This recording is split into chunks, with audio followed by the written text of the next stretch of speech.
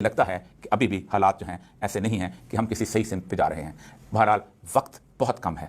मैं आज भी बता रहा हूं कि जो पाकिस्तान की आवाम जिसने एग्जाम्पल कायम की है दुनिया के तमाम डेवलपिंग कंट्रीज के खित्ते में एक मुत्तहिद कौम होने की और एक पीसफुल इनकलाब लाने की, इससे बड़ा पीसफुल इनकलाब क्या आ सकता है? इससे बड़ा खामोश इनकलाब क्या आ सकता है? इससे बड़ा पुरअमन इनकलाब क्या आ सकता है कि आपने उन लोगों से हर रास्ता छीना तब्दील करने का, हर रास्ता छीना वोट देने का, और उन्होंने मुख्तलिफ किस्म के तरीके इस्तेमाल करते हुए, मुख्तलिफ किस्म के रास्ते इख्तियार करते हुए आपको बताया कि हम ये चाहते हैं और तुम हमें नहीं बदल सकते। अब अगर कोई ये समझता है कि ये 90% लोग या 80% लोग या 70% लोग जो भी आप कह लें ये जाहिल हैं, ये समझते नहीं हैं और सिर्फ हम समझते हैं, तो आप बहुत ज़्यादा गलती में हैं। इसलिए कि दुनिया का हर प्रिंसिपल बुनियादी तौर पर यह समझता है कि जिसे आप एक कलेक्टिव विजडम कहते हैं वो इंसानों के दरमियान होती है। आवाज़ खल्क को नक्कार खुदा समझो, और नक्कार खुदा बहुत खौफनाक होता है अगर वो किसी के खिलाफ बजना शुरू हो जाए। अल्लाह के रसूल सल्लल्लाहु अलैहि वसल्लम की एक हदीस आपके सामने अर्ज करके इजाज़त चाहूँगा। अल्लाह के रसूल फरमाते हैं, अल्लाह कहता है कि इंसानों के दिल मेरी 2 उंगलियों के दरमियान में है, मैं जिसे चाहे फेर देता हूँ। मेरे अल्लाह ने पाकिस्तान के अवाम के दिल